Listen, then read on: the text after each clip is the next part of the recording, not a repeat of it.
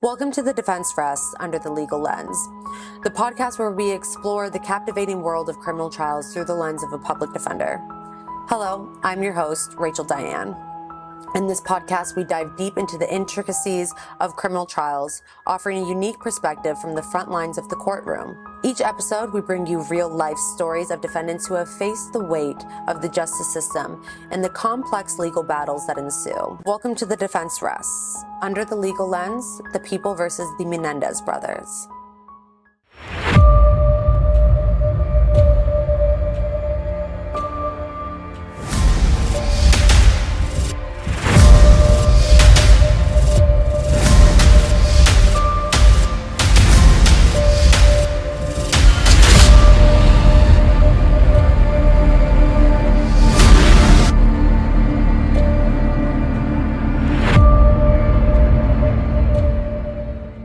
Before we get into this trial, I do want to give a warning that this podcast or this YouTube, however you are watching it, is going to have a lot of details about sexual assault, sexual molestation, rape, physical abuse, emotional abuse, drug addiction, and alcohol addiction. If you know anybody or suspect anybody that is being abused, please call the National Center for Missing and Exploited Children's cyber tip line. They're open 24 hours a day.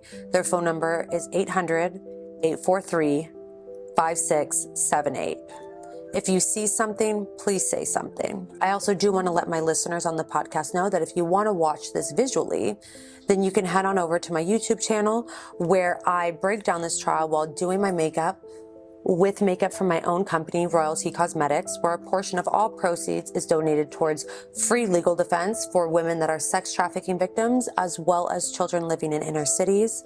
Not only will you see the makeup process, but you will also see a lot of visual aids to guide you through the trial as well. You will see exactly what all of the witnesses looked like, what the attorneys looked like. You will see evidence that was presented throughout the trial on the screen as well. Jose and Kitty Menendez were murdered on August 20th, 1989 in their Beverly Hills mansion. The cause of death was multiple gunshot wounds. In fact, it was totaling 15 gunshot wounds. Jose Menendez's body had a total of 5 gunshot wounds, while Kitty Menendez, whose real name was Mary Louise, she had a total of 10 gunshot wounds to her body.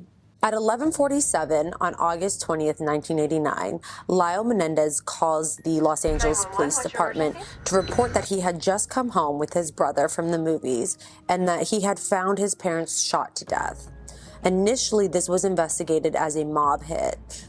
But on March 8th of 1990, it was announced by the Los Angeles Police Department that Lyle Menendez had been arrested in relation to these 2 murders of his parents, and that Eric Menendez was wanted for the same murders, but that he was currently out of the country. Eric Menendez was in Israel playing professional tennis. When Eric had heard that Lyle Menendez had been arrested and that he was wanted for murder as well, he got on a plane and flew back to the United States, flew into Los Angeles, and then was arrested for the same crimes. This trial had gained so much attention in the public media that this specific case, the People versus the Menendez brothers, actually launched Court TV. So this was one of the first times that a trial has ever been televised to the public. The brothers both pled not guilty at their arraignment. And when they went to trial, they had a joint yet separate trial. What this means is that the brothers were tried separately. They had 2 different defense attorneys. They had 2 separate juries, but they were being tried in the same courtroom. So the courtroom had 2 separate juries on each side, one for Eric and one for Lyle. They had the same judge, the same courtroom, 2 different defense attorneys, and there was also 2 different prosecutors as well. Judge Weisberg was the Los Angeles Superior Court judge that was hearing over both of the trials. Leslie Abramson was the defense attorney for Eric Menendez. Jill Lansing was the defense attorney for Lyle Menendez. The main district attorney that was presiding over the Menendez brothers trial was DDA Pamela Bozanik. Now, out of this trial, Jill Lansing didn't get as much recognition as she should have for an absolutely incredible defense attorney. The main defense attorney that walked away with this as a rising star was Leslie Abramson. She was an absolute badass. If you ever have the time to watch any of her litigation, especially for the Menendez brothers, I highly recommend going and watching her cross-examination, her opening, as well as her direct examination. She just wasn't scared of anything. She really changed the game for female attorneys, especially female defense attorneys. Before this, female defense attorneys were quite quiet. They were much more laid back. They stipulated a lot to their counterpart male district attorneys, but not Leslie. She was ferocious. She did not care about anything. And it makes sense because she was actually a Los Angeles public defender for quite some time before starting her own private practice. And I've said it before and I will say it again. You always know when a public defender is litigating because they just don't give a fuck. They don't give a fuck about consequences. They don't give a fuck if you like them or not. They just do not give a fuck. I actually truly aspire to be like Leslie. I think she is so powerful and she is such a zealous advocate, and her main focus is her clients and her career, and she doesn't really care about how the public is going to perceive her or if the public is going to like her or not. She just wants to save her clients' lives. And in fact, I'm going to read to you one of the most badass excerpts from this trial. The judge says to her, outside of the presence of the jury, "You tend to shake your head negatively when the court rules against you." Leslie responds with, "Yep, I do, Your Honor." The judge goes, "And you better stop doing that or the court is going to find you in contempt." She crosses her arms, leans back in her chair, scoffles, and goes, "Well, the court may be finding me in contempt pretty soon anyways, because I'm finding the court's rulings astonishingly biased." Like I said, she was a badass. So it's important to note that this trial, the Menendez brother trial, came on the heels of several very high-profile losses for the district attorney's office. They had just lost the McMartin preschool criminal trial, which lasted over 2.5 years, and the defendants were acquitted of all 52 charges. It also came on the heels of the loss of the Rodney King riot trials, where police officers were on camera beating an unarmed African-American man named Rodney King. And those police officers were also acquitted. So the public was pretty much in outrage against the district attorney's office and didn't have any more confidence in them to be able to protect their city. Because of these high-profile losses and the fact that the Menendez brothers trial became so big and so salacious within the media, they were not open to any forms of negotiation, which is a shame because this case should have never came to trial. The evidence that the district attorney received for the abuse that we will get into shortly, it should have led the district attorney and the defense attorneys to be able to reach an agreement to some sort of manslaughter. But again, because the public was so enraged at the district attorney's office, they really couldn't accept anything besides not guilty verdicts from a jury. So in July 20th of 1993, the first trial began. So in the district attorney's office, there was a second DA that was assigned to this case. His name was Eric Kirami. He was pretty much the prosecutor against Eric Menendez. Although the state is bringing in evidence against both of the brothers, they did have separate district attorneys to kind of break up this case because it was so much and because there was so many different factors coming into this. So when DDA Lester Karami went to give his opening statements, he was really a lackluster at best district attorney. He didn't really have a presence. He didn't have anything much of substance or phenomenon to talk about. But he said that the evidence will show that Eric Menendez is guilty of premeditated and deliberate murders of Mary and Jose Menendez. They cared about their sons. They may not have been perfect parents, but they were human beings and they had the right to live. So he brings us up about them not being perfect because due to reciprocal evidence, the rule of reciprocal evidence, the district attorneys had a whole bunch of statements that witnesses and family members were going to be giving in favor of the defense. And this was bringing to light all of the abuse that the Menendez brothers experienced at the hands of their parents. So he was trying to get in front of this by being like, hey, yeah, you're gonna see this evidence of them being alcoholics, drug addicts, you know, physically, emotionally, and sexually abusive. But hey, even though they did all of that, they still had the right to live, you know? So Pamela Bozanic, who was also a district attorney who was prosecuting Lyle Menendez, she was more of the showstopper for the district attorney's office in this specific trial. She's the one that most people know of as the prosecutor that went against the Menendez brothers, even though there were two. She started off by saying, and I quote, on August 20th, 1989, the police were dispatched after receiving a phone call from Lyle Menendez saying that someone shot my parents. And you will hear the emotion in his voice. She brings this up because she's planning on introducing the recorded 911 phone calls. And this was so important for her case to point out. Basically, she's trying to tell the jury and paint this picture early on before they hear any of the defense evidence that, hey, this kid had the most emotion in his voice. He was distraught. He was in panic. He was hyperventilating. You really believed that he had just found his parents murdered and that he had no idea who killed his parents, all while knowing that he was the murderer himself. And because you can hear how believable the emotions are in this 911 recording, even though he was full-fledged lying, don't believe any of the emotions that you're going to see from him if he gets on the stand. Because if he can lie that well about his parents' murder, what makes you think he's going to stop lying that well now that he's on the stand and has something to lose? She went on to say, and I quote, Perry Berman will come testify that on the afternoon of the killings, Lyle called him and told him that he wanted to see him that evening. Here, what the prosecution is trying to do is they are trying to build premeditation. They want to get a conviction for first-degree murder for both of the boys because they want to seek the death penalty. And in order to seek the death penalty, you have to have a special circumstance murder, or you have to have a felony murder, which happens under burglary, arson, rape, robbery, kidnapping. And so in order to get the first-degree murder conviction, she needs to prove premeditation or deliberation. So by her saying that she's going to be calling Perry to the stand about Lyle calling him early in that afternoon to make plans with him to go out that evening, she's basically trying to say, like, hey, look, Lyle knew that he was going to murder his parents this day. He knew in the morning, and that is why he called his friend, because he wasn't really trying to hang out with his friend. He was just trying to set up an alibi.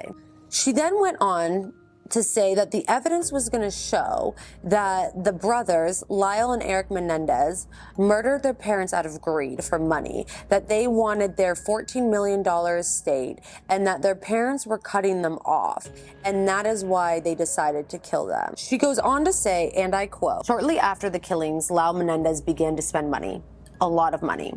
On Thursday, August the 24th, he, within the company of his brother, purchased 3 Rolex watches and some money clips. On September the 8th of 1989, 19 days after the killings, a life insurance policy, which had been procured earlier by Jose Menendez, was paid out to the defendants.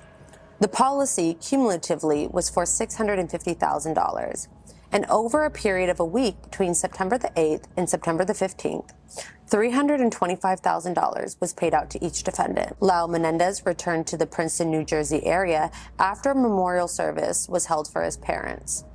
During the initial few days of his stay in Princeton, Lyle Menendez hired bodyguards to guard him. Lyle Menendez and his bodyguards traveled around the Princeton area in limousines during this time.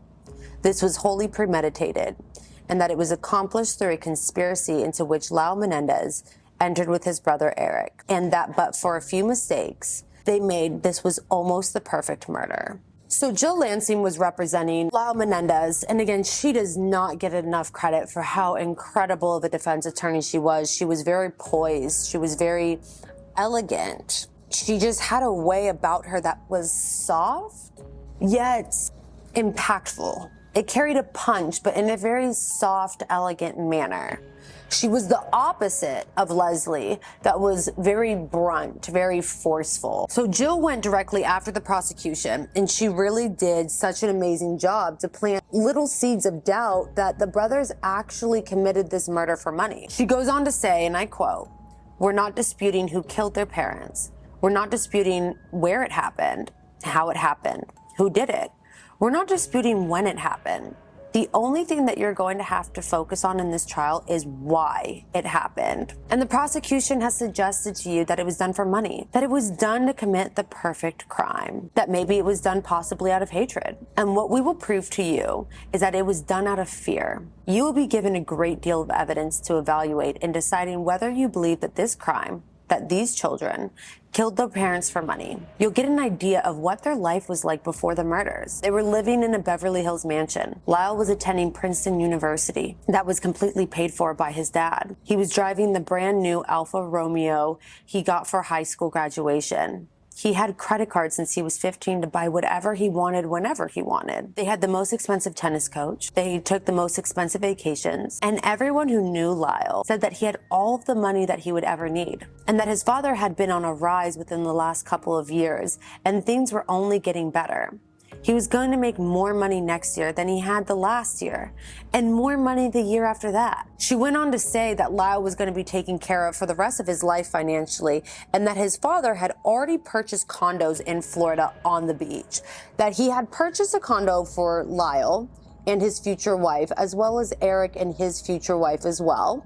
And Jose also purchased a condo next to the brothers' condos for him and Kitty Menendez as well. She's really hitting the point of the prosecution's case. The prosecution painted this whole motive for money, right?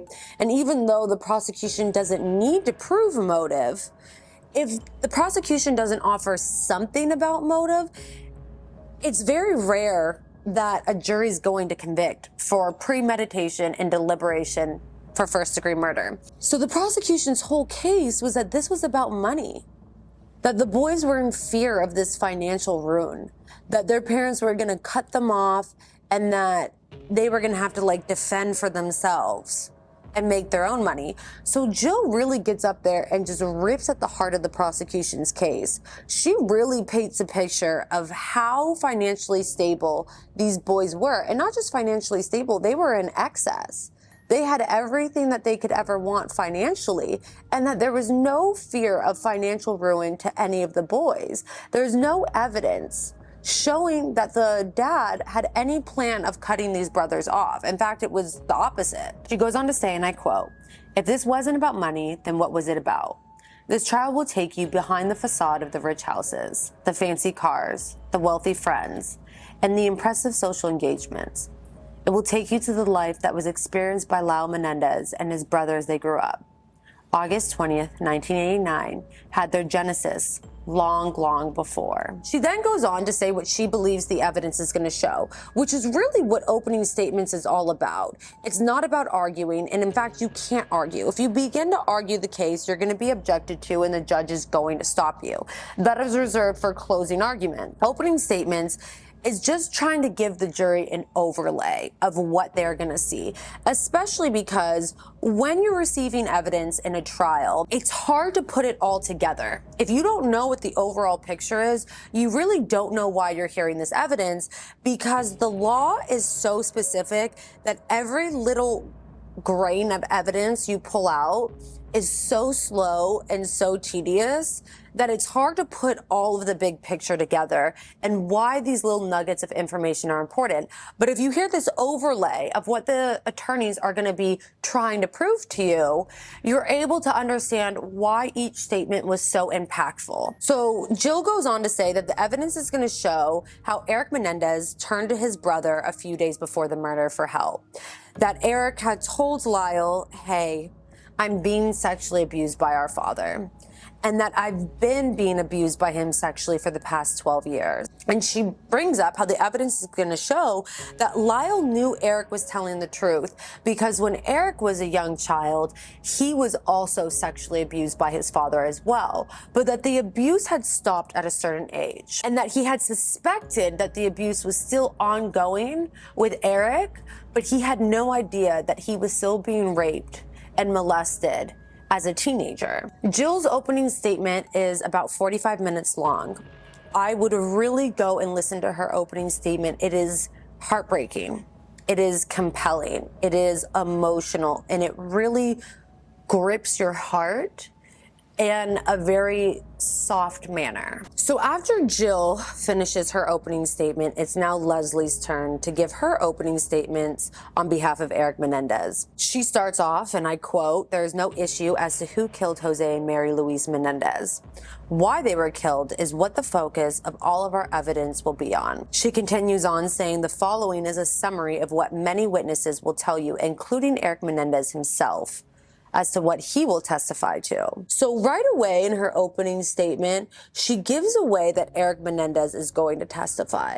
Now, Leslie has so much more experience than I do, and she had a lot more experience than I do at this moment when she was litigating this trial. But to me, I have always been taught, and I am always under the connotation that you should never ever give away that your client is going to testify.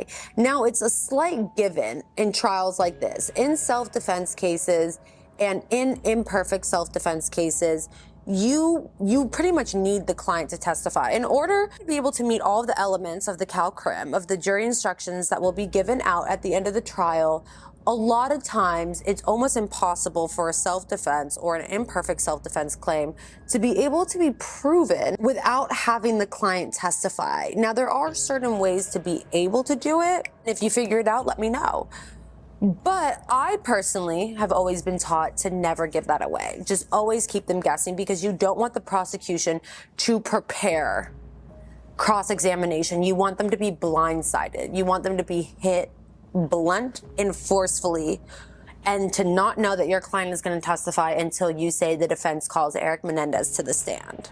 She goes over all of her bad facts. So the reason why it's important to go over your bad facts is because you don't want the jury to feel like you're holding anything back from them, right? You don't want them to feel like this is just a shady, seedy defense attorney, and why didn't they speak about this evidence? As a defense attorney, you want to hit the bad facts because you want to get in front of them. And Leslie did. Leslie tried to explain in her opening statement that the evidence was going to show that Lyle and Eric went to San Diego to buy these shotguns out of fear, because they were trying to prepare to defend themselves. They then go on to say that Lyle used a fake ID to purchase the guns because he had lost his ID a while ago, and he had been using a buddy's ID for a while, and that he kept this ID on him because at the time he was not of drinking age, but his friend was. So he was also using this ID to get into bars. Leslie then goes on to say how after the killings occurred, the police never showed up, that the brothers waited around. They had shot off 15 gunshots in Beverly Hills, and they waited for the police. But when the police never showed up, they started to panic, and they started to say, hey, we need to get our alibi together. So she goes on to say that they go and they try to buy some movie tickets in order to start piecing together this alibi for the police, that they had thrown out their clothes and gunshot casings, and that they had also tried to go to a friend's house for an alibi. And when that didn't work, they went home and they called the police. Like I said, a lot of these facts sound bad, but that's why she's getting on top of it, so the jury isn't shocked when they hear this evidence, and to also give her the ability to explain it before the jury ever even hears it. So Leslie then goes to rehabilitate her client's character because the prosecution had pretty much attacked it and made it seem like these kids are just incredible liars because of that 911 phone call, right?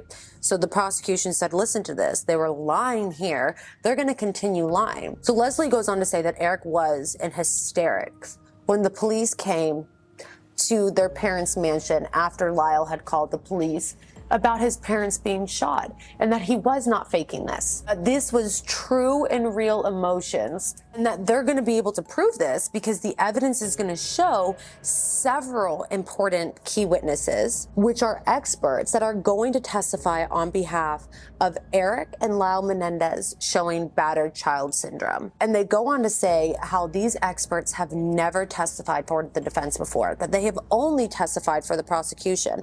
This is really important because the prosecution loves to paint a picture that these experts that are testifying on behalf of the defense are liars, and that the only reason that they're saying this stuff is because they're being paid to, which is ironic, by the way, because every time an expert, listen up, every time an expert testifies on behalf of the prosecution, they are being paid by the government to testify. I'm not saying that any experts are lying. In fact, I have dealt with very few experts that lie. I've more so dealt with police officers that lie. But she wants to get ahead of this and be like, look, this isn't something where we just concocted this.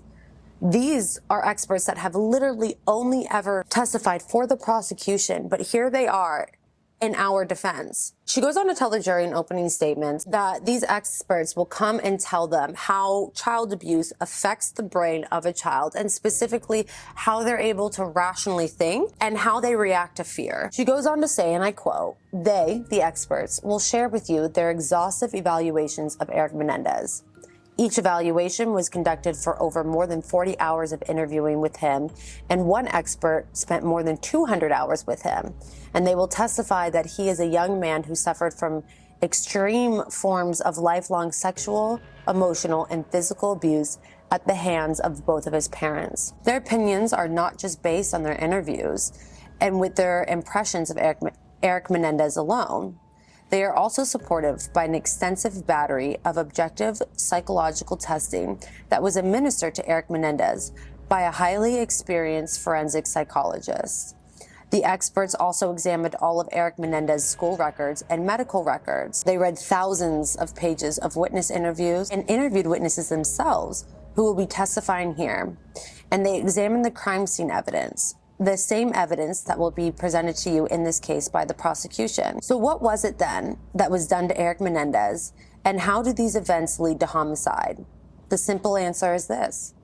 For 12 years, between the ages of 6 and 18, my client, Eric Menendez, was sexually molested by his father. The pattern of molestation in which Jose Menendez engaged started out as inappropriate touching and arousal of his young son, and escalated into a carefully calculated pattern of grooming for the child for his father's sexual gratification. This pattern included repeated acts of forcible copulation and rape, and the intentional infliction of pain by the use of foreign object upon Eric's person. Jose Menendez's obvious purpose was to use his child's body to satisfy his lusts, but his sexual exploitation of his young son was also a part of a more persuasive characteristic of Eric Menendez, his absolute need to control and to manipulate the people around him. Many witnesses will tell you that this was a man who enjoyed to be an extraordinary degree asserting his power over those weaker than himself, especially his boys. Some of the witnesses who will testify in this case and who will support this characterization of Jose Menendez loved him in life and love him now. So after closing arguments, the district attorney gets up because she and he have to put on the case first. Because they have the burden, they have to prove every element beyond a reasonable doubt. They are the ones that go first in order to try to prove their case. They called the 911 dispatcher to the stand in order to play the recorded audio of Lyle calling at 11:47 that night on August 20th of 1989. Beverly Hills emergency? Yes, please. What's the problem? Sounds, What's the problem? What's the problem? someone killed my parents. Pardon me? Someone killed my parents. What? Who? Are they still there? Yes. The people... No. Were they shot? Hey, man, Were they shot? Yes. They were shot? Yes. 102 response. 722 North Elmore. What happened?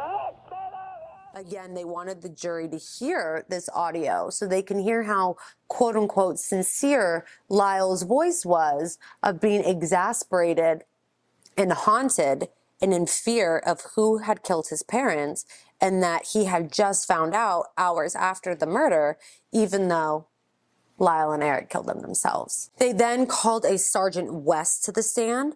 Sergeant West was dispatched to the Menendez mansion in Beverly Hills upon receiving that phone call. He testified that upon examining the crime scene, he was able to tell that a shotgun had been used through forensic and through his many years of working with crimes with shotguns, but that it was strange because he couldn't smell any shotgun smoke, and nor did he see any signs of the smoke within the air. This let him know that this murder did not occur recently, that it had to have happened at least a couple of hours ago for that smoke and that smell to dissipate. They also then called a Sergeant Edmonds to the stand as well.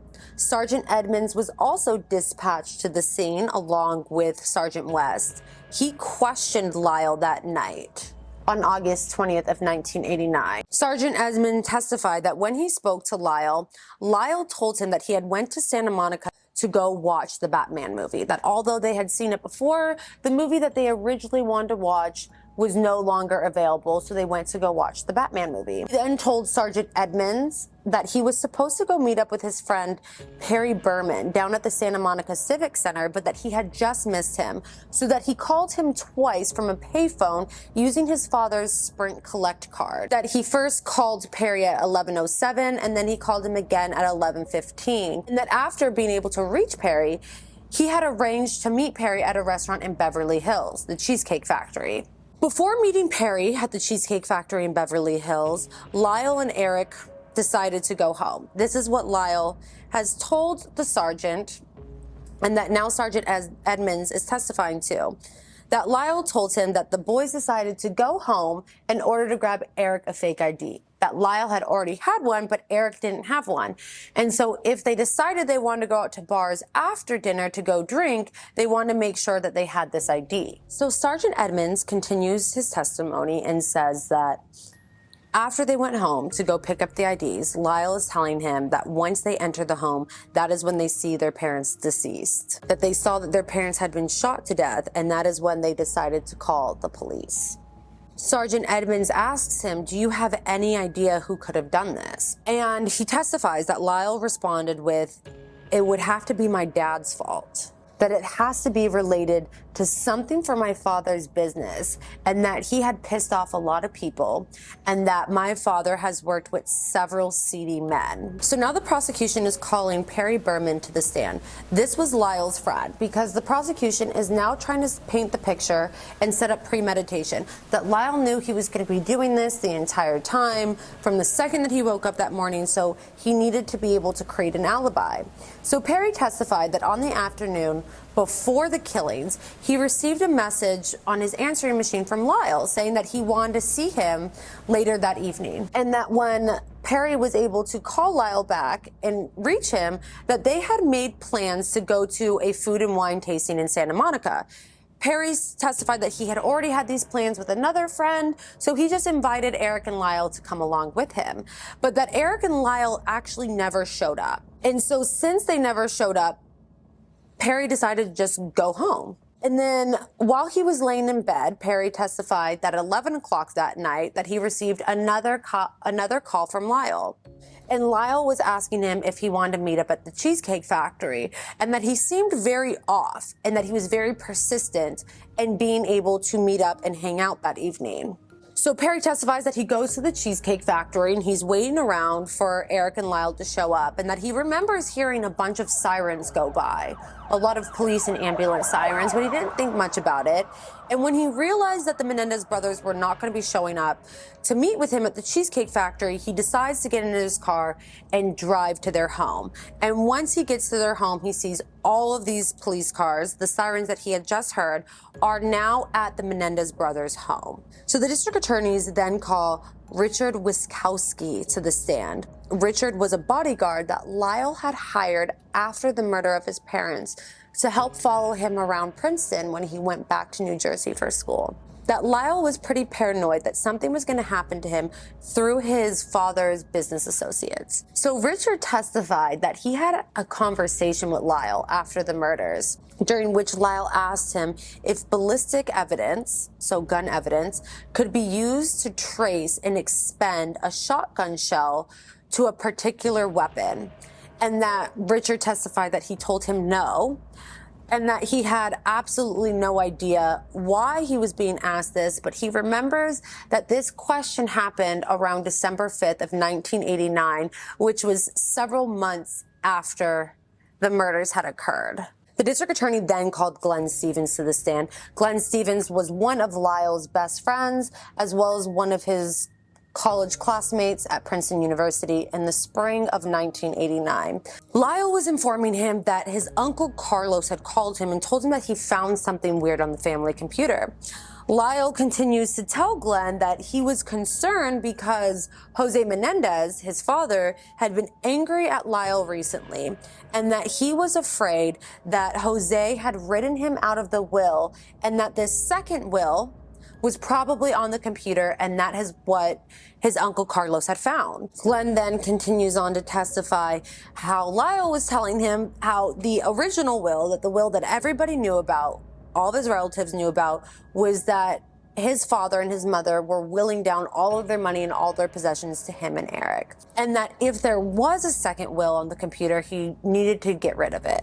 Glenn then continues on to testify that Lyle tells him that he hired, and I quote, a little Jewish man that no one will be able to find, end quote, to wipe out and erase the computers. Glenn then goes on to testify that Lyle told him that he had recently found out that the Beverly Hills Police Department was out in New Jersey in regards to this murder case, and that Lyle was extremely nervous and extremely rattled by this. Glenn continues on to testify that after talking about the Beverly Hills Police Department being in New Jersey, he pulls out $2,000 from his pocket and says, if anything happens to me, use this to call my lawyer. Glenn then continues that after he pulled out the money and handed it him in order to contact his attorney if he were to get arrested, that Lyle continued on to say that there are only two people that know what really happened and know everything that happened, and that was his attorney and a man named Dr. Oziel. Now, some of this testimony from Glenn is gonna play a part in a minute, so bear with me because you're just gonna be like, why is this relevant? This is why we do opening statements, because testimony that comes in is very patchy. So Glenn continues on to testify that Lyle was bragging to him that he had stolen Mr. Goudreau's wallet in order to get back Mr. Goudreau, because Lyle suspected that Donovan Goudreau had stolen money from Lyle, and that Lyle continued on to tell Glenn that he would also forge Donovan's signature as retribution. So after Glenn had painted this big picture, Lyle knew that there was some second will on the computer and that he was being disinherited, so he hired some guy to completely wipe the computers free, and that he had stolen these cars and this cash from Donovan Goudreau and was like forging his signature everywhere. It was the defense's turn to do cross-examination to now discredit everything that Glenn had said. So on cross-examination, in order to discredit everything that Glenn had said, Jill Lansing, which was Lyle's attorney, brought forth so much evidence to show that Glenn is a known liar, and that he's not just a known liar verbally, but that he lies on important documents committing fraud, that he lied on resumes to get into college, that he has lied on resumes to get jobs, that he has lied about winning awards, that he has lied about the nature of his jobs, that he has lied about volunteer activities. And when Lansing asked Stevens if it was okay to lie in some situations, he said, yeah, I believe so. Jill Lansing also brought to light through cross-examination how Glenn Stevens actually stole a lot of money from Lyle Menendez restaurant in New Jersey. And Glenn testified that he stole this money from Lyle because he was upset that Lyle wouldn't pay his $2,000 in tuition fees from Princeton that he incurred before dropping out of school and going to work for Lyle's restaurant. Glenn testified, and I quote, "I never felt justified in taking any money. I just took the money because I felt vindictive. And I could." Now we're going to jump up to Howard Watkins, who was the next witness that the district attorney called in order to prove their case. So Mr. Watkins was a computer expert that Lyle had hired to look into the family computer. Mr. Watkins testified that Lyle had reached out to him in order to find 4 files with the headlines Eric Menendez, Lyle Menendez, Kitty Menendez, and Jose Menendez, and to inform him of what information was in those documents. And that although he did not know why he was looking for the files, he testified that there was nothing of value found in any of those files. That there was nothing relating to will, that there was nothing related to money, and that there was nothing related to any type of legal documents in those files. And in fact, nothing was even in there. He informed Eric of his findings or lack thereof, and that he was then paid $150 from Jose Menendez's bank account through a check that Lyle had written in order to wipe the computer clean. Mr. Watkins testifies that Lyle told him that he wanted the computers to be completely wiped clean and erased because he had the intention of selling the computer before he went back to Princeton, which was 11 days after the murders had occurred. Lyle left and went back to Princeton. Now we're getting to Donovan Goudreau's testimony in order to really wrap together Glenn Stevens' testimony, because Mr. Watkins, Goudreau, and Stevens are all a major player within Stevens' testimony. So Donovan Goudreau was called to the stand in order to testify, and where he comes into play is that it was his name and his ID that was used to buy the 2 shotguns in San Diego by the Menendez brothers. And how the police found out that the Menendez brothers even bought these shotguns and what name it was used under was through taped recordings, through a psychiatry therapist session by Dr. Oziel that we will get to very shortly. The police went down to San Diego and saw that, yes, Donovan Goudreau's ID was used and that his quote-unquote signature was also used to purchase these guns. So they go and talk to Donovan, and they find out that Donovan wasn't in San Diego on August 18th, 1989 when these guns were purchased. That he was actually in a restaurant in New York City at the time of the purchase of these guns. Donovan testifies that he was roommates with Lyle in the spring of 1989, and that around May of 1989, Lyle had told Donovan that he no longer wanted to be his roommate and that they had gotten into some argument and that he had kicked Donovan out of the apartment. So in May of 1989, Donovan moved to New York City. Donovan testified that while he was traveling from New Jersey to New York City, he realized that his wallet and all of his identifications were missing. And although Donovan's testimony seems quite innocent, like, okay, I wasn't in San Diego at the time of these murders, and my wallet and identification have been missing ever since I was kicked out of Lyle's place, doesn't seem that important. Well, just wait till the defense gets their hands on him. So the prosecution asked Donovan if he knew about these murders, if Lyle ever told him about the murders or told him any issues with his parents, and he said no. That Lyle never spoke about his parents or any physical issues that he was having with his parents, and he also never talked about the murders.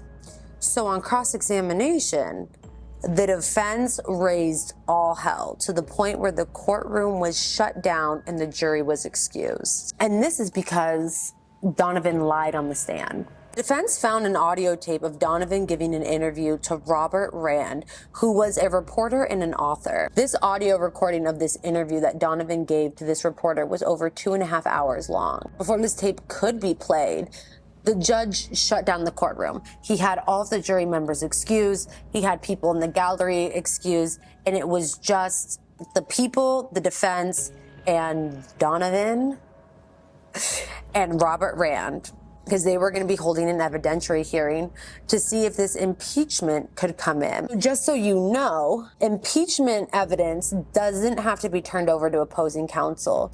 There's a lot of case law specifically on this. Now, the people have a much higher burden when it comes to turning over evidence than the defense does, but both sides do not have to turn over impeachment information. And the people do not have to turn over impeachment evidence as long as that impeachment evidence isn't going towards any truth or guilt of the actual defendant. The defense probably never turned over this audio tape and was holding it for this specific moment to ambush the district attorney's office and to ambush their witness, because I'm speculating that they probably didn't want to turn over this audio recording, because if they did, the people probably wouldn't have called Donovan to the stand and it would have weakened their case.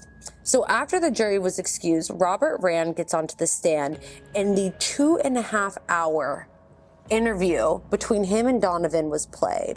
This evidentiary hearing, although the jury wasn't watching it, it was played to the public, because remember, Court TV had been launched because of this trial, so everything was being filmed, including evidentiary hearings. So during the evidentiary hearing that is outside of the viewpoint of the jury, but for the public to see through Court TV, while Richard Rand is on the stand and the audio tape is playing, it comes out that not only did Donovan know about the sexual abuse that was happening to the brothers by their father, but it comes out that he actually knew about this abuse months before the killings ever happened. Everything that Donovan had testified to previously about knowing about the abuse or the murders was a lie.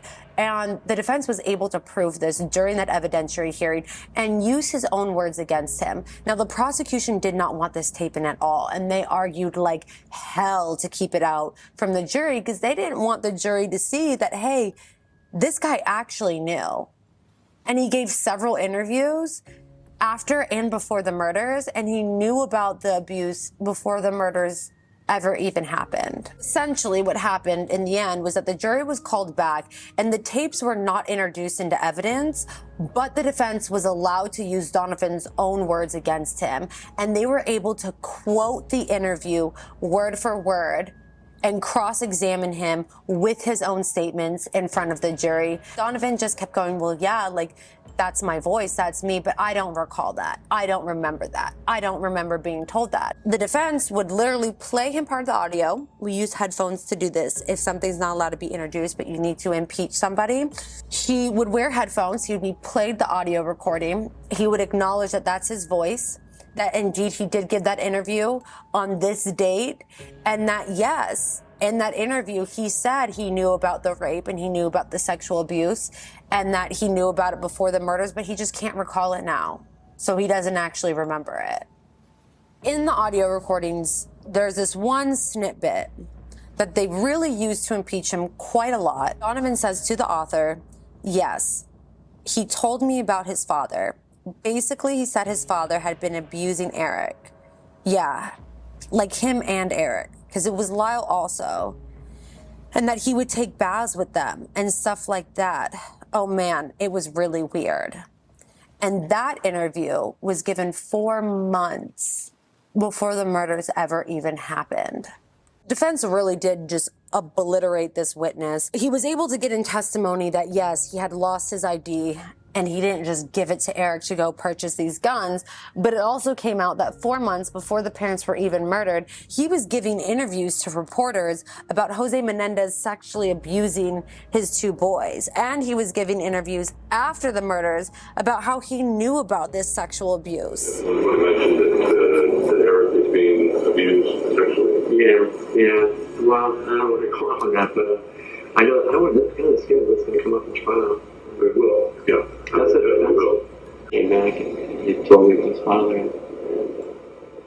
I guess maybe one of the reasons we were friends is because we had so much in common with this way we suffered, experience, and then to bring this into the relationship as far as an experience we both shared Prosecution is calling Amanda Adams Greer to the stand. She was an employee that was working at Big Five, and she was actually the one that sold the shotguns to the Menendez brothers. The defense here really did do a great job at not only discrediting what the prosecution was trying to prove, but essentially taking a prosecution's witness and flipping it around and making a key witness for the prosecution end up being a key witness for the defense. And there's no better feeling in the world than doing that, because it really just belittles the state and the jury's mind when the state's own witnesses are now making the case for the defense. Because again, remember, the defense is arguing that this murder, that this double homicide has occurred through years of sexual abuse at the hands of their parents. She was basically only called to the stand because they needed to lay foundation for another witness to be called, but also to explain how the brothers got the guns and that there was this mythical ID that was used. So she testifies that yes, both of the brothers had come into the store on August 18th of 1989 and that they had purchased 2 shotguns, but that the ID that they had given them was under the name of Donovan Goudreau. That the address that they had written down didn't match the address that he had handed them, and it also didn't match the address that the Menendez brothers actually lived at.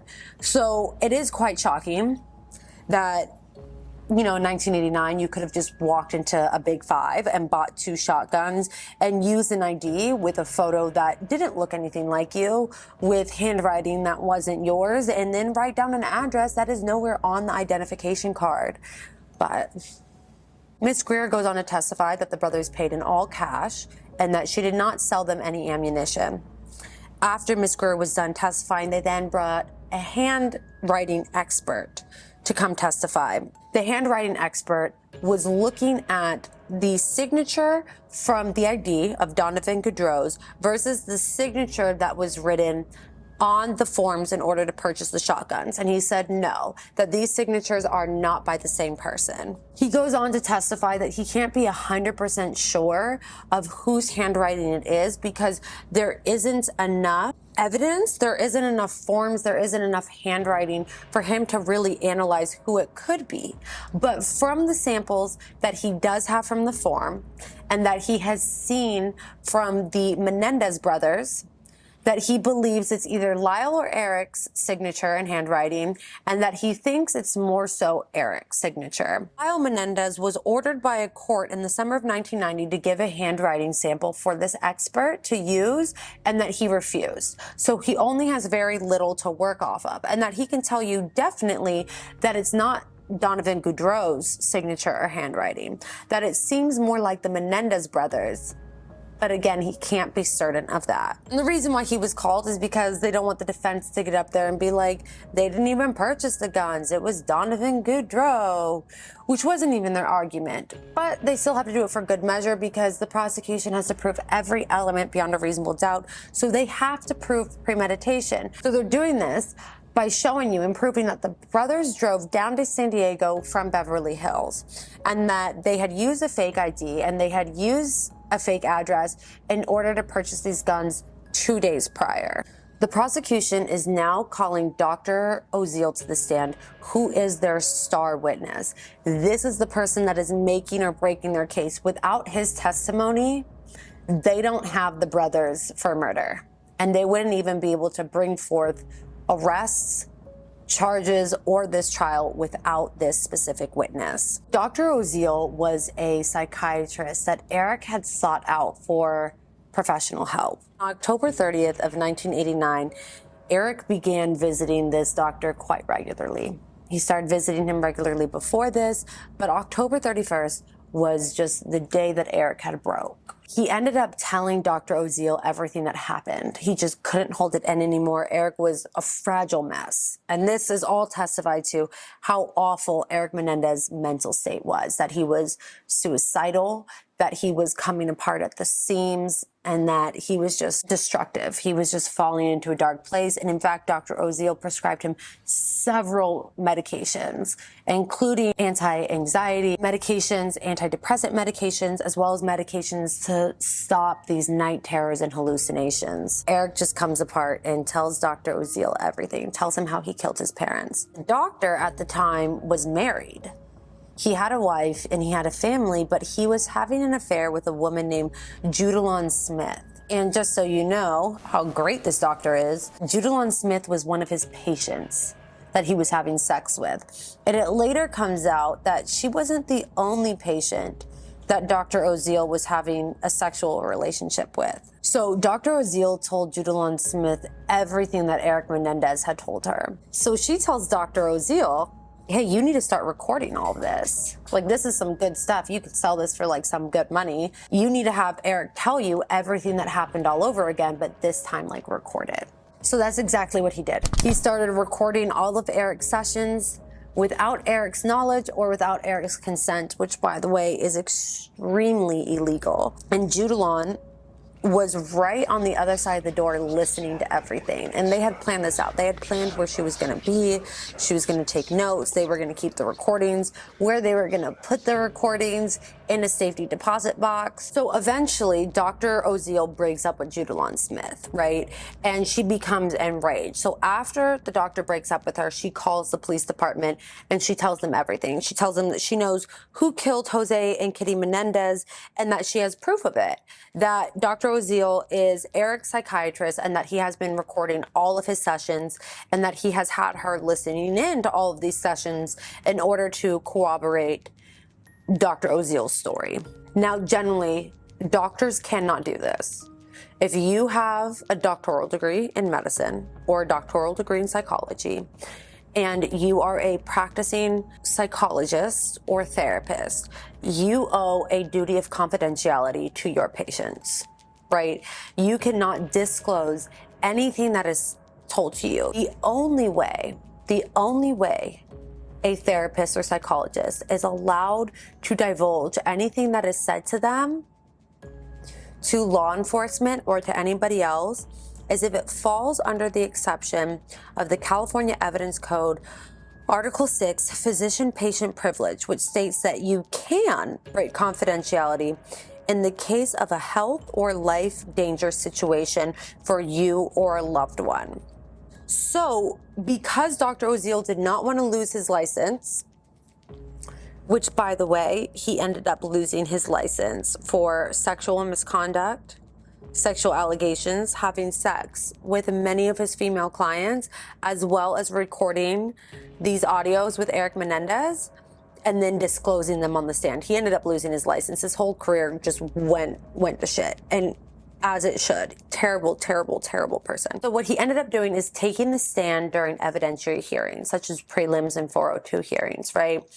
And he ended up saying that the reason why he recorded these and the reason why he's disclosing them to the police is because that he was in fear for his life, that he had told Lyle Menendez that Eric Menendez had confessed everything to him, and that Lyle became enraged and he became a menace and he became very threatening, and that Lyle actually threatened that if he said anything, somebody would come in and rob his office and shoot him. Which there was no proof of that. And in all of the recordings that he had recorded of these brothers, that was never anywhere in there. Defense fought to try to keep out these recordings and motions in limine, but they were overruled and the people won. And the judge ruled that privilege was broken because Lyle was a threatening force to the doctor. So Dr. Oziel testified that on the night of August 31st, 1989, Eric Menendez was a wreck. He was paranoid, he was delusional, and he was depressed. And that finally Eric had snapped and confessed everything to the doctor, that he had killed his parents.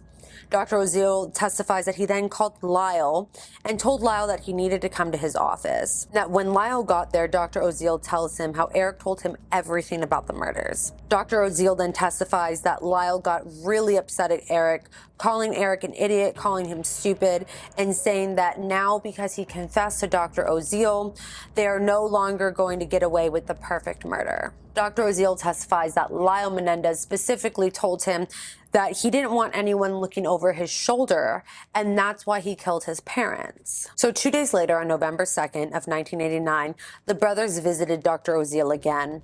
At the beginning of the session, Dr. Oziel explained to Lyle Menendez why it was necessary for Eric to confess to the murders to him for his mental health, that Eric was falling apart and he needed to get this off of his chest, and that Dr. Oziel was testifying that he just wanted to help the brothers. Dr. Oziel testified that he was trying to tell Lyle that he and his brother should attempt to be treated psychologically for whatever it was that had caused them to kill their parents, and that allegedly Lyle Menendez told Dr. Oziel that there really wasn't anything to work on psychologically anymore because what had caused him to commit the murder was no longer here. Dr. Oziel testified that Lyle told him that they killed their father because he controlled them and made them feel inferior while preaching morality to them. Dr. Oziel testified that both brothers went on to acknowledge that they saw their father as this some type of moral being, this some type of moral definition of a human. Dr. Oziel asked them why they killed their mother.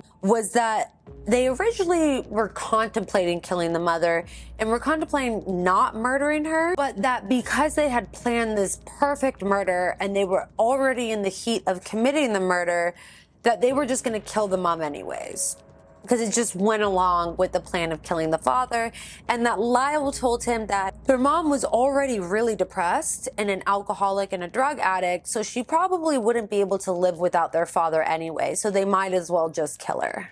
Dr. Oziel then testified that he asked Lyle Menendez if he felt guilty about inheriting millions of dollars from his parents after murdering his parents, and Dr. Oziel testified that Lyle just began to laugh at that question, but that he then went on to explain that he didn't commit the murder for money, that killing his parents had absolutely nothing to do with financial gain. Dr. Oziel then testifies that Lyle went on to explain the reason why this wasn't about money was because I had no money issues, that I had learned from my uncle that there may be this second will on a computer somewhere that would disinherit me, but that I had hired somebody to wipe the computers clean and find out if this was true or not before my parents were ever even murdered. So the murdering of my parents was nothing to do with financial gain, and it was everything to do with hatred. He killed his parents for a desire to be free from their father's domination and impossible standards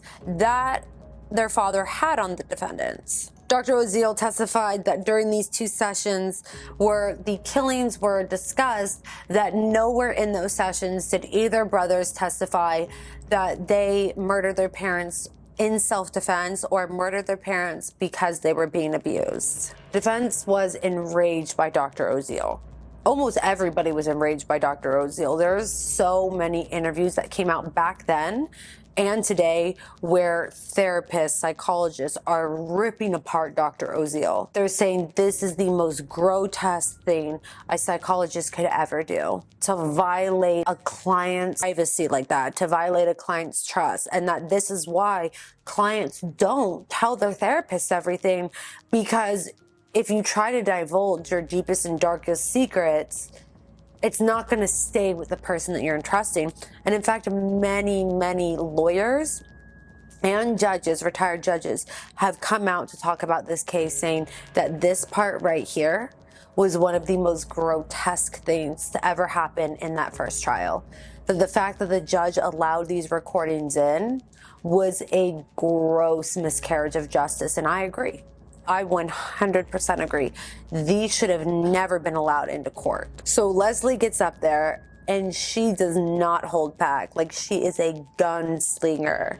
She gets up there and she asks, you wound up moving your unstable girlfriend into your family home for 3 months, starting in December, didn't you? The doctor responds with, well, would you like to ask me why? She goes, no, I would like to ask you what I just asked you. If I wanted to ask you why, I would have asked you why, but I didn't. Now, can you answer it or not? I love Leslie. She goes on to say, and after all, you did take these notes. These are your words, correct?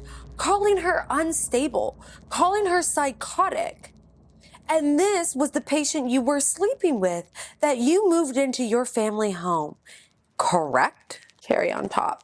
Just incredible defense attorney. Now, Leslie went so hard at Dr. Oziel. If you have 5 free days somewhere sitting around, I seriously suggest you go and watch her cross-examination of Dr. Oziel. I think everybody would just be in awe at how strong she is, how incredible of an attorney she is, and just the obliteration and the massacre that she did upon this doctor. On cross-examination, the defense also had the recordings of the therapy sessions, and they wanted to use these to their advantage to try to keep this therapist as honest as they possibly could keep a crooked therapist, right? On direct examination, he testified that nowhere did Eric or Lyle ever say that they had killed their parents in self-defense, but that wasn't true. So on cross-examination, they were able to use the recordings to have Dr. Oziel admit that Eric did confess to killing his parents before he was ever arrested, and that Eric did in fact say that he killed his parents out of self-defense because he was in imminent fear that his dad and his mom were going to kill them first, because Eric and Lyle had created this ruckus of the sexual abuse, and because Eric was now telling Lyle that he was still being sexually assaulted even at 18 years old. Dr. Oziel testified on cross-examination that yes, Eric had detailed out the long-term abuse by his father, Jose, and so did Lyle, that both of the brothers had told the doctor of the intimate details of what they had endured at the hands of their father through rape, sexual molestation, and oral copulation. That Eric had detailed out the objects that Jose would use to sodomize him in order to inflict pain upon Eric. How he would make Lyle use physical harm on Eric while naked until Eric screamed out in pain from the pressure points that were being used against him by his brother at the direction of his father. Dr. Oziel testified how Eric told him that he was being forced to give his father blowjobs as early as 6 or 8 years old, and how it eventually became rape.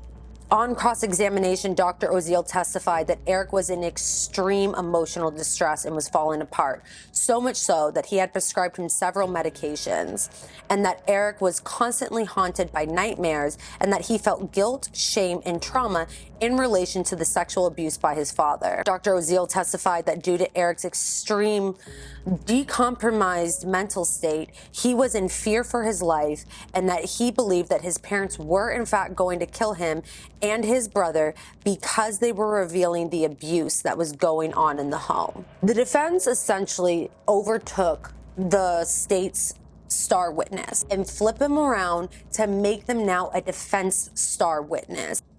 And it really starts causing reasonable doubt in a jury's mind when a state's witness is basically testifying that what the defense is saying is correct. The only witness that was able to get the brothers arrested, and the only witness that could get the brothers guilty of first-degree murder for the double homicide of their parents, and they were able to take them and say, hey, look, this star witness is testifying that yes, the brothers were in fear for their life.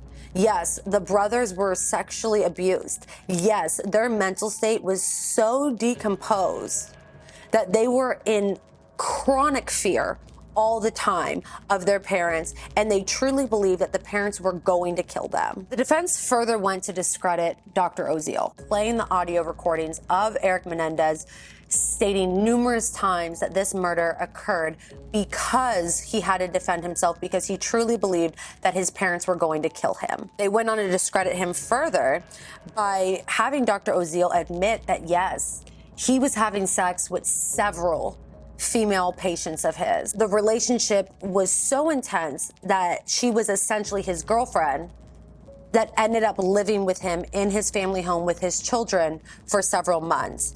He also testified to on cross-examination that yes, he did illegally record these conversations of these therapy sessions with Eric and Lyle Menendez. And they brought out evidence to show that Dr. Oziel was lying, that Lyle ever threatened him. You recorded all of these sessions, and nowhere in these recordings is Lyle ever threatening you. Once the state's star witness was done testifying and no longer on the stand, the people then called a physician from the jail to testify because they wanted to discredit the sexual abuse claims, because there was such an overwhelming amount of abuse beginning to build up. And that, yes, the brothers did say that they killed in self-defense due to all of this abuse. So they called a physician from the jail that examined the brothers when the brothers were first put through intake to get into the Los Angeles jail. This physician testified that they had no scars or tears or any other evidence that they were victims of sodomy of any kind. But this was combated and discredited by Dr. Carrie English. She was a pediatrician at the Martin Luther King Hospital in Los Angeles, who said that the last time the brothers had been abused before they were arrested was years ago, because this physician did an intake of the brothers' bodies and of these alleged scars and tears years after the murders had even occurred. And Dr. Carrie English testified that the evidence of sodomy disappears within days. So there would be no evidence of sodomy as of today or as of when this physician actually was able to examine the brothers. After the district attorney rested their case, the defense now gets to put on a case of their own. And their case is going to be revolved around the abuse. So Dr. Amber Gress was called to the stand as a defense witness, and she was asked by Leslie, and I quote, "After 50 hours of your interview with Eric Menendez, did you formulate an opinion as to whether or not he was sexually molested as a child and as an adolescent?" The doctor responded with, "Yes, he was." They then called John Conti to the stand, who was a professor of social work. He testified that he specializes in interpersonal or family violence that primarily happens behind closed doors.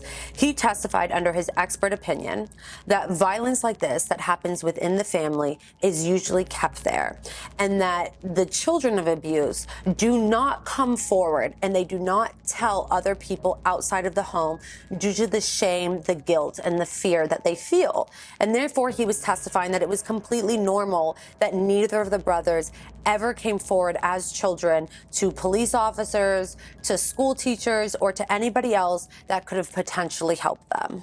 Dr. William Vickery was called to the stand as well. He was Eric's psychiatrist before Dr. Oziel was his psychiatrist. He testified, "I was quite shocked to find that he liked it in the jail," referring to Eric. He said for the first time in his life, he wasn't afraid that anybody was going to beat him up or rape him, as had been the case when he had been at home. He went on to testify that Eric would hear voices at night and that it was his father's voice screaming at him, and that the terror had become so intense that in any moment of peace, Eric's emotional state was at a high. He was waiting for the other shoe to drop and for his father to come in, pushing through the door in order to physically or sexually harm him. The defense also called Charles Wadlington to the stand as well. He was the former tennis coach of Eric and Lyle Menendez. He was asked, and I quote, "Do you know why you got fired?"